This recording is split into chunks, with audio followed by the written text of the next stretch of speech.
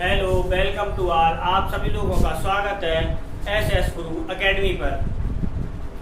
हम आपको कूलाम के नियम यानी जो भी वैद्युत आवेश से संबंधित क्वेश्चन थे, न्यूमेरिकल थे, वो मैंने आपको करा दिए थे।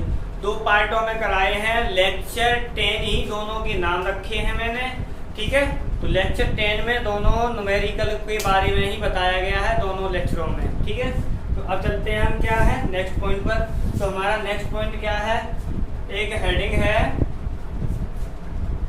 क्षेत्रफल वेक्टर। क्या है हमारा क्षेत्रफल वेक्टर। तो देखो पहले क्षेत्रफल वेक्टर जान लो होता क्या है। अगर हम कोई क्या करें समतल क्षेत्रफल लें, कहने का मतलब इस प्रकार से,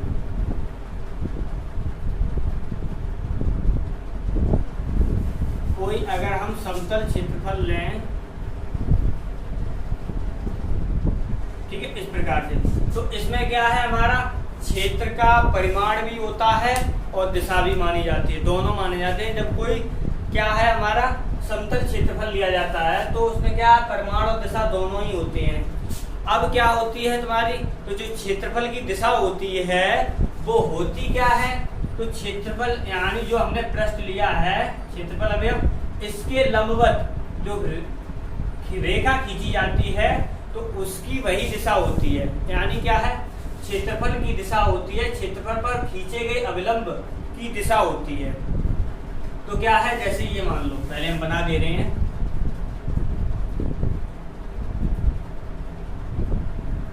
ये मैंने अविलंब खींचा, ये यहाँ पर वेक्टर ए बराबर हो जाएगा ए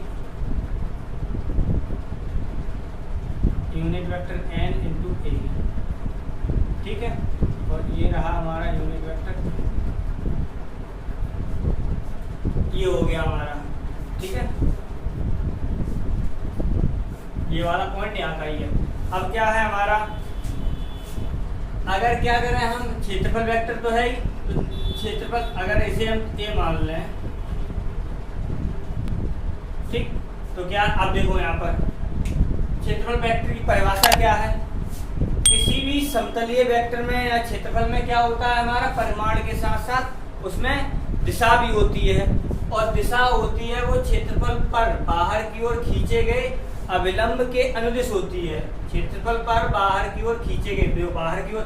अब ये वाला है, ये नहीं ऐसे, ये मान के चलो इसके अंदर से होते हुए जा रही है, इस प्रकार से होती है, बाहर की ओर खींचे गए अविलंब के अनुदिश होती है। तो क्या है हमारा क्षेत्रफल वेक्टर, हम लिखते चल रहे हैं थोड़ी डेफिनेशन। क्षेत्रफल वेक्टर किसी समतलीय क्षेत्रफल में, किसी समतलीय क्षेत्रफल में परिमाण के साथ दिशा भी होती है। दिशा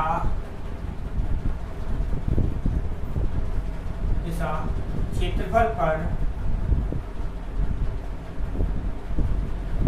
बाहर की ओर खींचे गए अविलंब, क्या है परिमाण के साथ दिशा भी होती है। क्षेत्रफल की दिशा क्षेत्रफल पर बाहर की ओर खींचे गए अविलंब के अनुदिश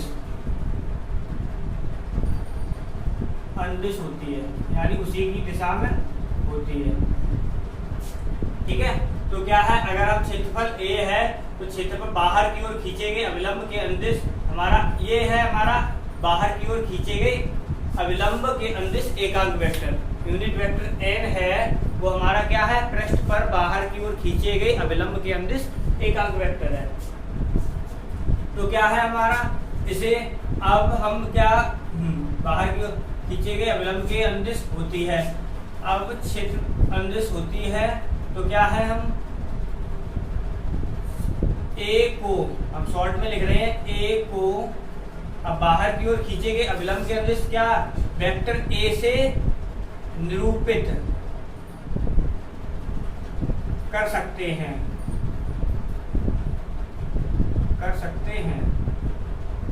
ठीक है, जिसकी लंबाई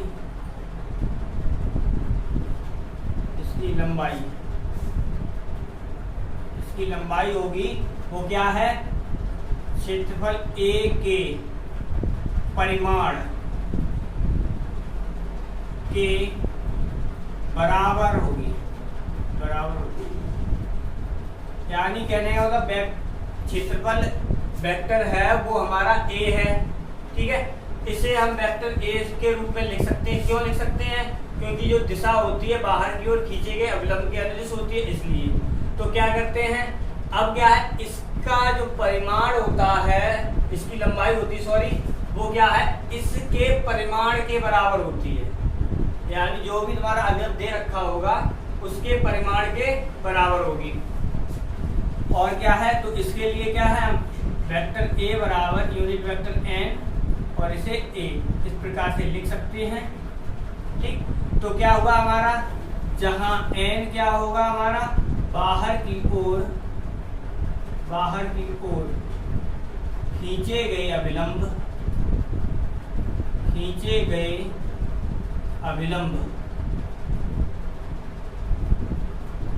के अनुदिश एकांक वेक्टर है,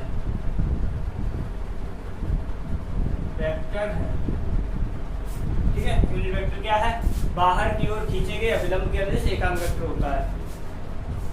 ये मैंने इसलिए लिखा दिया आपको क्योंकि अभी बार बार गॉस की प्रमेय में कहीं आएगा, तो हम ज्यादा नहीं बताएंगे, सिर्फ थोड़ा बताया, आगे बढ़ जाएंगे, ठीक है। इसलिए मैंने ये लिखवा दिया है आपको, ठीक। तो ये हो गया। अब चलते हैं जो थोड़ा सही टॉपिक है।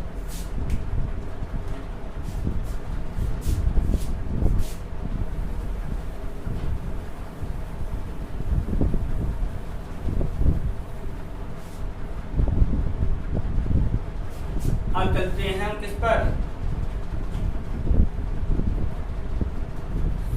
समतलीय कोण पर। तो समतलीय कोण क्या होता है, देखो कोई भी वृत्त होता है, जैसे ये है, ठीक है, हमने ये रहा केंद्र, तो क्या किया हमने, इतना, जैसे सपोज करो इतना लिया, तो क्या है, इतने यहाँ से यहाँ ऐसे मिलाया, यहाँ से यहाँ मिलाया, तो ये एक चाप बन गई हमारी वृत्त की। ये क्या है, हमारी चाप ही तो है। तो क्या है, वृत्त की चाप वृत्त के केंद्र पर जो कोण अंतरित करती है, जैसे हमने यहाँ थीटा मान लिया, ठीक है।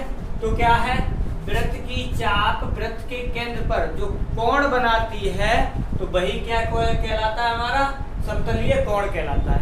बस क्या है हमारा, वृत्त की चाप, जैसे इतना पार्ट मैंने लिया, ये चाप ही तो बन गया। यानी जो परिधि होती है, परिधि को चापों में काटा जा सकता है, तो हमने एक चाप ले लिया। तो किसी चाप द्वारा वृत्त के केंद्र पर जो कोण अंतरित किया जाता है या बनाया जाता है, तो वही क्या कहलाता है, हमारा समतलीय कोण कहलाता है। इसका मात्रक क्या होता है, हमारा रेडियन होता है। क्या मात्रक होता है, रेडियन, ठीक है।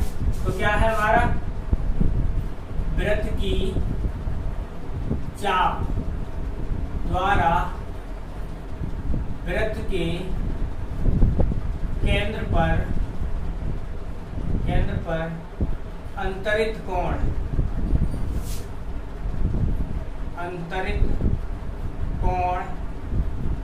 समतलीय कोण कहलाता है। समतलीय कोण कहलाता है, ठीक। इसका मात्रक क्या होता है हमारा, इसका मात्रक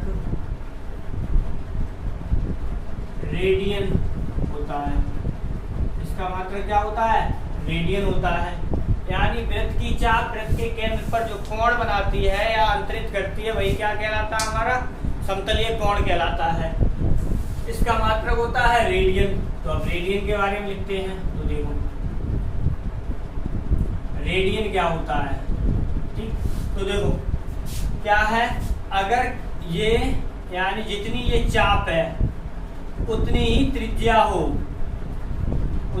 त्रिज्या हो, तो वो क्या 1 रेडियन के बराबर हो जाता है। क्या है, क्या हमारी रेडियन क्या है, देखो रेडियन क्या है, रेडियन वृत्त की त्रिज्या, यानी वृत्त की त्रिज्या के बराबर लंबाई की चाप जो वृत्त के केंद्र पर, पहले हम लिख दे रहे हैं रेडियन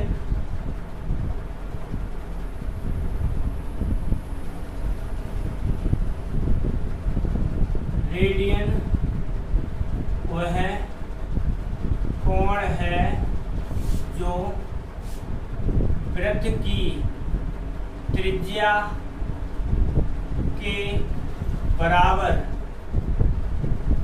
वृत्त की त्रिज्या के बराबर लंबाई की चाप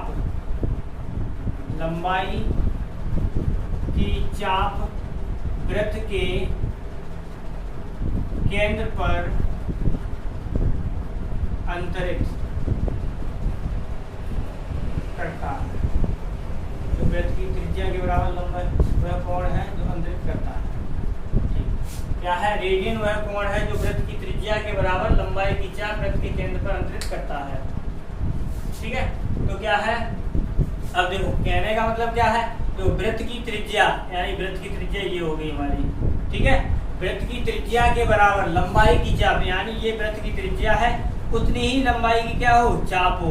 तो इतने और इतने अब यहाँ पर ऐसे से मिला लेंगे, तो क्या है, जब मिला लेंगे तो ये जो कोण बनेगा वो हमारा क्या है, रेडियन होगा, यानी 1 रेडियन के बराबर होगा। रेडियन, 1 रेडियन, 1 लगा लेना, 1 रेडियन वह कोण है जो वृत्त की त्रिज्या के बराबर लंबाई की चाप वृत्त के केंद्र पर अंतरित करता है। तो वही कोण क्या होता है, हमारा रेडियन होता है। तो क्या है, ये ध्यान रखना है, क्या है, वृत्त की त्रिज्या के बराबर लंबाई की चाप होनी चाहिए। ठीक है, तो दोनों आपस में बराबर होंगे, इसे एक को डेल्टा से मिला लेंगे और वो जो कोण बनेगा वही क्या होगा, हमारा अंतरित कोण होगा। रेडियन वह कोण है जो वृत्त की त्रिज्या के बराबर लंबाई की चाप के वृत्त के केंद्र पर अंतरित करती है, क्योंकि त्रिज्या के बराबर लंबाई की चाप है ना, चाप अंतरित करेगी आगे, यानी चाप बनाएगी। ठीक है, सॉरी, अब ये हो गया हमारा। अब चलते हैं क्या, हमारा समतल ये कोण हो गया, रेडियन हो गया। अब चलेंगे घन कोण पर। घन कोण, तो घन कोण क्या होता है हमारा, तो घन कोण होता है, अब देखो घन कोण क्या होता है, तो पहले लिख रहे हैं गोलीय पृष्ठ का क्षेत्रफल, इसके बाद समझाते हैं गोलीय पृष्ठ का क्षेत्रफल। गोलीय पृष्ठ का क्षेत्रफल गोले के केंद्र पर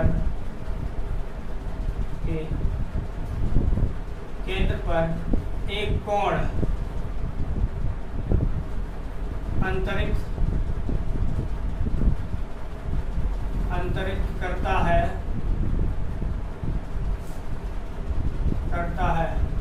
वह घन कोण कहलाता है। घन कोण कहलाता है, ये है हमारा घन कोण। क्या है, गोलीय पृष्ठ का क्षेत्रफल गोले के केंद्र पर एक कोण अंतरित करता है, जिसे घन कोण कहते हैं। अब समझते हैं, तो देखो घन कोण दरअसल होता क्या है, जैसे हमारा ये रहा कोई गोलीय पृष्ठ, अब यहाँ पर हमने कोई छोटा सा अवयव ले लें, तो यहाँ पर केंद्र है, तो यहाँ पर क्या करें, अगर हम यहाँ से बल रेखाओं को भी मिलाएं, तो ये जो बल यानी पृष्ठ की जो बिंदु है, यहाँ के बिंदु और यहाँ के बिंदु, यहाँ केंद्र पर जो कोण अंतरित करते हैं वही कोण क्या होता है, हमारा घन कोण होता है। वही कोण क्या होता है, हमारा घन कोण। पृष्ठ लिया हमने, कोई गोलीय पृष्ठ है, इसका एक छोटा सा भाग ले लिया। अब क्या हुआ, इस पर हमने ये जो पृष्ठ है इसकी परिसीमा पर क्या विभिन्न बिंदु होंगे, तो इन बिंदुओं से क्या करें हम केंद्र पर यानी रेखाएं या लाइनें खींचें, तो क्या होगा, जो ये कोण बनेगा, ये जो कोण बनता है वही हमारा क्या होता है, हमारा घन कोण होता है, जिसे डी ओमेगा से प्रदर्शित किया जाता है। ठीक है, और इसका मात्रक क्या होता है हमारा, इसका मात्रक होता है स्टेरेडियन।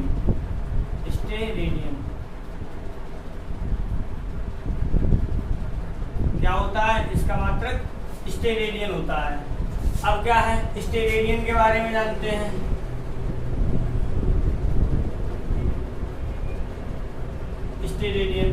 स्टेरेडियन क्या होता है? तो स्टेरेडियन होता है वो किसी भी गोलीय पृष्ठ का, देखो पहले लिख दे रहे हैं ये भी स्टेरेडियन। चलो डेफिनेशन हो गई, अब आगे चलते हैं, ठीक है।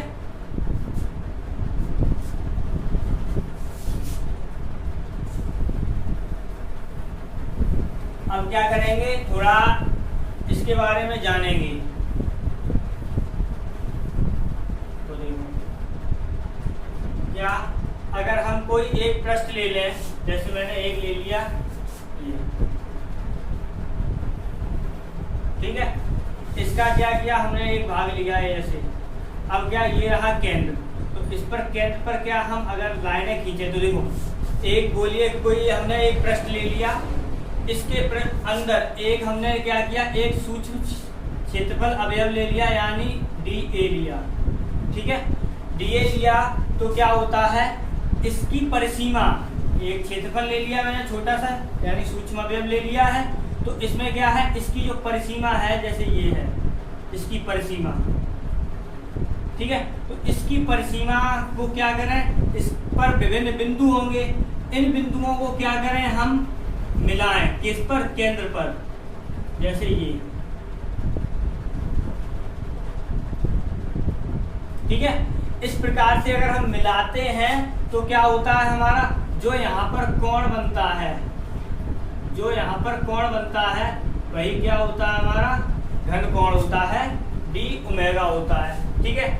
और क्या करें, इस गोलीय पृष्ठ की त्रिज्या को क्या मान लें, अगर हम r मान लें, ठीक है। क्या है, अगर हम कोई एक पृष्ठ लें, इसके अंदर एक सूक्ष्म अवयव ले लें, और एक सूक्ष्म अवयव हो वो क्या है, इतना छोटा हो कि बहुत छोटा है, जिसे हम समतल के रूप में मान सकते हैं, ठीक है।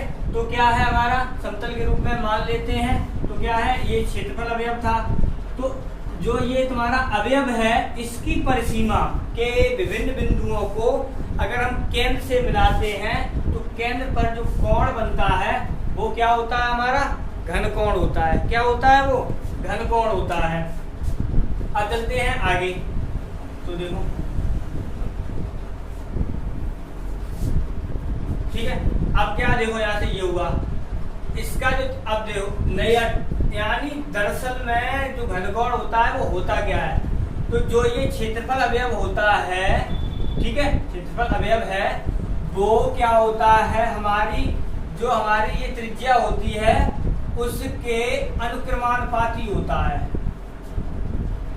एक देखो, पूरी अगर लैंग्वेज बोले तो क्या है, एक क्षेत्रफल अवयव, सॉरी, एक पृष्ठ अवयव लेते हैं, इसके अंदर एक क्षेत्रफल, सूक्ष्म क्षेत्रफल अवयव DA लेते हैं, इसके परिसीमा के विभिन्न बिंदुओं को अगर हम केंद्र पे मिलाते हैं तो क्या हमारा एक कोण बनता है, जिसे हम क्या कहते हैं, घन कोण कहते हैं। अब क्या है, जो हमारा क्षेत्रफल अवयव होता है वो क्या होता है, त्रिज्या के वर्ग के अनुक्रमानुपाती होता है, ठीक है।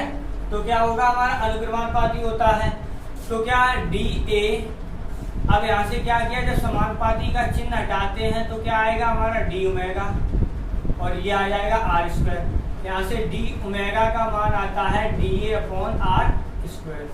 तो क्या होता है, ये होता है हमारा घन कोण, ये होता है हमारा घन कोण होता है।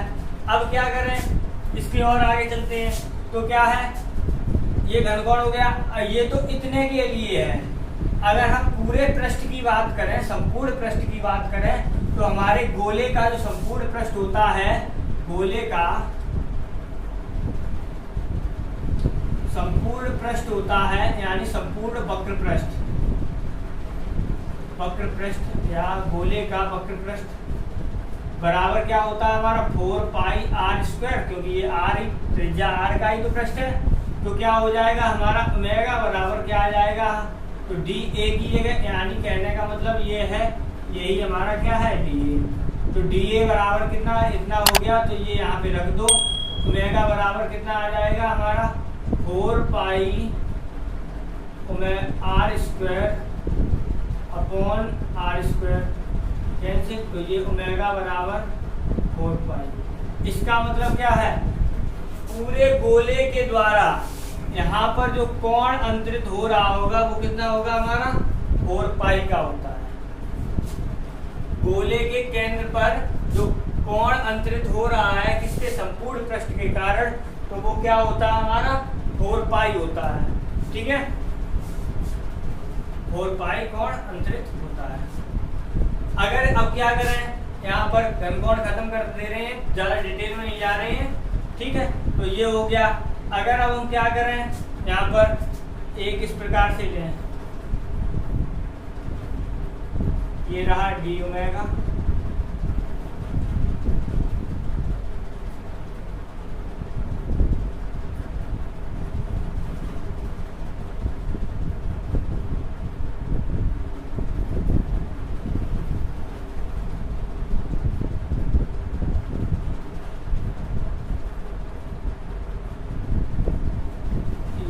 वेक्टर डी, ये यूनिट वेक्टर एन। ठीक है, ये रहा। अगर इसके बीच में क्या हो, हमारा कोण थीटा हो, ये डी ओमेगा है, ये आर है ही हमारी, हो देंगे दिक्कत। ठीक है, तो क्या किया, अगर हम क्या करें, अगर ये यूनिट वेक्टर एन और डीए के बीच अगर कोण थीटा हो, और ये कहां पर तुम्हारे लिए वो क्षेत्रफल वेक्टर से ले लिए जाके हमने। ठीक है, अगर उनके बीच कोण थीटा हो तो हमारा क्या होता है, डी ओमेगा का जो मान आता है वो D A cos theta upon R square होता है। अगर क्या यूनिट वेक्टर एन और क्षेत्रफल वेक्टर डी ए के बीच क्या हो, हमारा कोण थीटा हो, तो क्या होता है, इसका जो प्रक्षेप आता है वो क्या आता है हमारा, ये वाला बनता है, ये होता है हमारा cos थीटा। ठीक है, चलो हम पूरा ही लिख दे रहे हैं, डी ए cos थीटा ये बनता है, तो डी ए cos थीटा होता है, फिर ये आ जाता है। ठीक है, अब नेक्स्ट होगा आपका कल। आज मैंने आपका क्या क्षेत्रफल वेक्टर, घनकोण, स्टेरेडियन, रेडियन और इनके बारे में बता दिया। अब कल चलेंगे गॉस की प्रमेय पर। ठीक है, बाय।